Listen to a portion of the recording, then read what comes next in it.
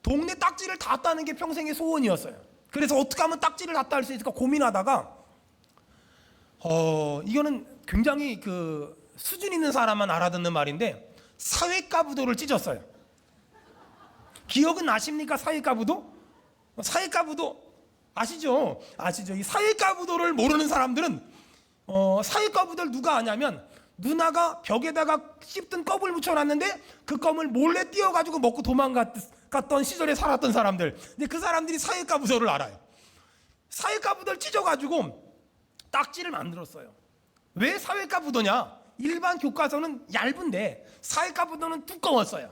이걸로 딱지를 만들면 웬만하면 다 쳐도 넘어가지가 않아. 사회가부도를 다 찢어가지고 딱지를 만들어서 나갔어요. 저는 100% 딸 줄 알았거든요. 동네 형이 딱지를 정석으로 쳐야 되는데 편법으로 쳤어. 이걸 똑바로 민자인대를 쳐야 되는데 끄트머리로 톡 쳤는데 얘가 톡 넘어가 버린 거야. 제 계획은 사회가부도로 딱지를 다 따가지고 저녁에 와서 다시 밥풀로 잘 붙여서 그 다음날 가져가면 깜쪽 같을 거다. 사회가부도를 잃고 나서 그 다음날 학교 갔다가 사람이 좀 지혜로우면 옆 친구들 거 빌리면 되는데 그 생각을 못한 거예요. 선생님이 너 왜 사회가부도 없어? 그래서 딱지하다가 다 잃었다 그랬더니 선생님이 정말 개패듯이 정말 요즘 같으면 큰일 나는데 저희 땐 그냥 학교를 다 맞으러 다닐 때니까 개패듯이 막 끝나면 얼마나 좋아요. 엄마한테 전화해가지고 유석이가 사회가부도 딱지치기가 전 집에 와서 이제 2번 선생님이 때릴 때보다 우리 어머니가 때리면 3배는 아프게 때리거든요. 정말 그날 저 죽는 줄 알았어요. 근데 어쨌든 그때는 동네 딱지 놨다는 게 꿈이었어. 두 번째 꿈은 구슬 놨다는 거. 구슬을 다 따가지고 방바닥에 쫙 펼쳐놓고 거기 누워가지고 왔다 갔다 하면 너무너무 좋을 것 같은 거야. 세 번째 꿈이 뭔 줄 알아요? 정말 세 번째 꿈은 한 번도 못 이뤄봤어요. 뭐냐면 조회 시간에 쓰러지는 거. 정말 평생 꿈이 있다면 조회 시간에 쓰러져 보는 거. 쓰러져 보고 싶어서 아침을 안 먹고 가보기도 했는데 안 쓰러져. 쓰러져 보고 싶어서 콧구멍을 막 파가지고 호피가 났거든요. 근데 안 쓰러져. 태어나기를 그렇게 못 태어나서 그렇게 어릴 적에 그랬다니까는요. 여러분 그 어린아이 때는요 어린아이처럼 말하고 어린아이처럼 생각하고 어린아이처럼 판단해요. 저 7살 때요 우리 교회 유치부에서 사귀었던 여자애가 있었어요. 제가 좋아서 사귄 게 아니라 우리 엄마가 자기는 예배하러 가면서 유치부실에서 걔랑 맨날 둘이 놀라고 하니까 놀다 보니 정들었어. 걔랑 결혼하기로 약속까지 했는데 지금 어디서 뭐 하는지 몰라요. 어린아이 때는 어린아이처럼 말하고 행동하고 판단한다니까는요. 근데 어른이 되잖아요. 그 어른이 되면은요 하나도 기억 안 나요. 정말 하나도 기억 안 나요. 여러분 오늘 사도 바울이 어린아이의 사랑이 있고 어른의 사랑이 있다라고 지금 얘기하는 거예요. 자 그렇다면 어린아이의 사랑은 뭐며 어른의 사랑이 뭐냐? 어린아이의 사랑은 여러분 어린아이가 기다려줍니까? 제가 7살 때 우리 앞으로 결혼하자 걔를 기다렸을까요? 안 기다렸을까요? 안 기다렸죠. 그러니까 제 아내랑 결혼했겠죠. 어린아이의 사랑은 기다리지 않고 버티지 않고 견디지 않고 참지 않아요. 어른의 사랑은 기다려주고 참아주고 버티고 견뎌요. 이게 사랑이에요. 이게 진짜 사랑이란 말이에요. 여러분 지금도 어른으로서 결혼을 해 삶에도 불구하고 어떤 사람은 어른이지만 어린아이처럼 사랑하는 사람이 있어요. 근데 어떤 사람은 정말 장년처럼 어른처럼 기다려주고 참아주고 버텨주고 인내하며 사랑하는 사람이 있어요. 사도 바울은 어린아이의 모습을 벗어버리고 너희가 어른이 되라 라고 말해요. 여러분 우리의 사랑에 참아주고 기다려주고 견뎌주고 버텨주는 진짜 사랑이 있길 축원합니다. 사도 바울은 희미한 사랑이 있고 그 다음에 선명한 사랑이 있다라고 말해요. 지금은 거울로 보는 것 같이 희미하나 왜 거울로 보는데 희미할까? 이런 거예요.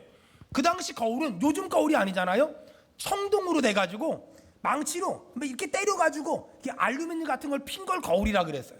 그러다 보니까 내 얼굴이 똑바로 안 보이겠죠. 그러니까 거울로 보는 것 같이 희미하대요. 잘 들어보세요. 어린아이의 사랑은 세상적인 사랑은 무엇이 옳은지 무엇이 틀린지가 희미하다는 거예요. 어떻게 사는 게 행복하고 어떻게 사는 게 불행한지가 희미하게 보인다는 거예요. 근데 여기 보니까 선명한 사랑. 여러분 이런 거예요. 제가 우리 심종섭 안수 집사님을 이렇게 가까이서 보잖아요. 그러면 정말 이렇게 다 보이잖아요. 선명하게 보인다는 거예요. 어린아이의 사랑은 희미하지만 어른의 사랑은 모든 게 선명해진다는 거예요. 다시 말해서 내가 참고 기다리고 인내하고 버티고 견디며 사랑을 하면 그런 사람에겐 어디가 행복이 있고 어디가 불행이 있는지 선명하게 정확하게 길이 보인다는 거예요. 어디가 진짜 행복한 곳인지 어디가 정말 불행한 곳인지 길이 보인다는 거예요. 여러분, 안타까운 건 너무나 많은 사람들이 있잖아요. 너무나 많은 사람들이 부분적인 사랑을 해요. 어린아이의 사랑을 해요. 희미한 사랑을 해요. 근데 그러다 보니까 어떻게 하는 줄 알아요?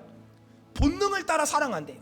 아니, 사랑하지 말아야 될 사람을 사랑하면서 왜 그 사람 사랑하냐고 물어봤더니 자기는 너무 좋대, 너무 행복하대. 가짜예요.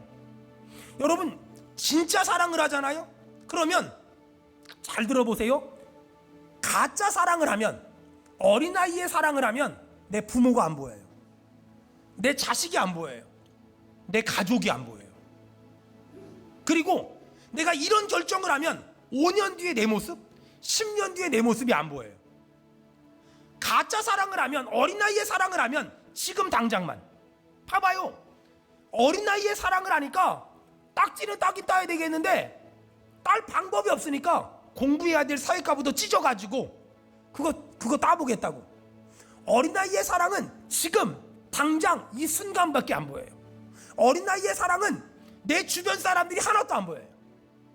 어린아이의 사랑은 부모가 어떻게 생각하든 말든, 자녀들이 어떻게 되든 말든, 남편이 아내가 어떻게 되든 말든 나만 좋으면 돼. 나만 좋으면 돼. 나만 행복하면 돼. 나만 편하면 돼. 그런 결정, 그런 판단하면 앞으로 5년 뒤에 10년 뒤에 어떻게 될까 이런 거 아무 관심도 없어요. 지금 느낌대로, 기분대로, 감정대로, 본능대로. 근데 어른의 사랑을 하잖아요. 어른의 사랑을 하면 우리 부모님이 어떻게 생각하실까? 내가 이런 결정을 하면 내 아이들은 앞으로 어떻게 될까? 내가 이런 결정을 하면 내 남편은, 내 아내는 어떻게 될까? 내가 이런 결정을 하면 하나님은 어떻게 생각하실까? 여러분, 그게 보여요. 여러분, 그래서 세상은 사랑을 하면 눈이 먼데요. 눈이 멀었으니까 결혼 이렇게 하셔가지고. 근데 있잖아요, 세상은 사랑을 하면 눈이 머는데 하나님은 사랑을 하잖아요. 눈이 밝아져요. 어디가 길인지, 어디가 진리인지, 어디가 정답인지, 어디가 내 부모님을 위해서, 내 가족을 위해서, 내 자녀를 위해서 옳은 길이고 옳은 결정이고 옳은 판단인지 알 수가 있어요. 여러분, 잘 들으세요. 내가 사랑을 하는데 주변 사람들이 아무도 안 보여. 사랑 아니에요. 내가 사랑을 하는데 주변 사람들이 너무 잘 보여. 그게 사랑이에요.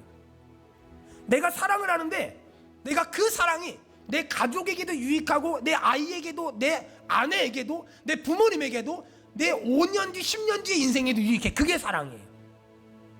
사랑을 하면 아무것도 안 보여. 그건 사랑이 아니에요. 그건 본능이에요. 진짜 사랑은, 사도 바울이 말한 진짜 사랑은 영원하며, 사도 바울이 말한 진짜 사랑은 위대하대요. 여러분, 어떤 사람은 자신의 사랑을 위해 선택했다고 말하지만 가정을 깨는 사람들이 있어요. 자신의 사랑을 위해 선택했다고 말하지만 자녀가 다 망가지는 사람들이 있어요. 자신의 사랑을 위해 선택했다고 말하지만 자신의 5년 뒤 10년 뒤가 망가지는 사람들이 있어요. 근데 어떤 사람은 사랑하기 때문에 더 참고, 더 인내하고, 더 버티고, 더 견뎌요. 안타까운 건 지금까지 우리 그렇게 살아왔어요. 근데 문제는 그렇게 참고 살고 인내하고 살고 버티며 견디며 살아왔는데 자꾸만 힘이 없어진다는 거예요. 여러분도 마찬가지지만 저도 마찬가지예요. 자꾸만 내가 그렇게 살면 내 주변에서 목사님 힘내세요, 집사님 힘내세요, 권사님 힘내세요 이래주면 얼마나 좋아요. 내가 이렇게 간신간신히 버티며 견디며 여기까지 왔는데 자꾸만 주변에서 그렇게 산다고 뭐가 좋아, 그렇게 산다고 달라지는 게 뭐가 있어, 너 왜 그렇게 바보같이 살아, 너 왜 그렇게 미련하게 살아, 너 미련 곰탱이야? 이런다고요? 그러니까 자꾸만 주저앉게 되는 거야. 더 이상 견딜 힘이 없고, 더 이상 버틸 힘이 없고, 더 이상 인내할 힘이 없고, 더 이상 참을 힘이 없어지는 거예요.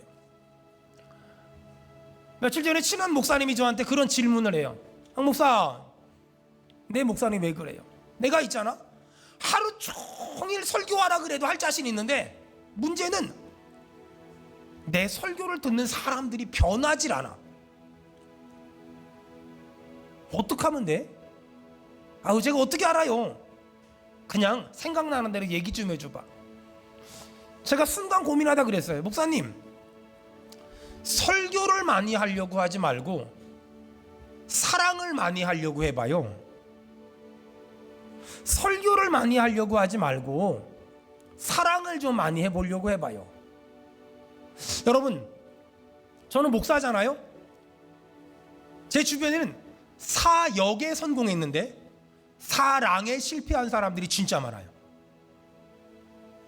여러분, 수많은 평신도들이 사업에 성공했는데 사랑에 실패한 사람들이 진짜 많아요. 여러분, 수많은 평신도 리더십을 가진 사람들이 그들이 교회에서 사역에 성공했는데 사랑에 실패한 사람들이 너무나 많아요. 여러분, 그거 아세요? 사업에 성공했을지라도 사랑에 실패하면 사업에 성공한 게 행복하지 않아요. 반대로 사역에 성공했을지라도 사랑에 실패하면 사역에 성공한 게 기쁘지 않아요. 근데 반대로 사업이 실패했어,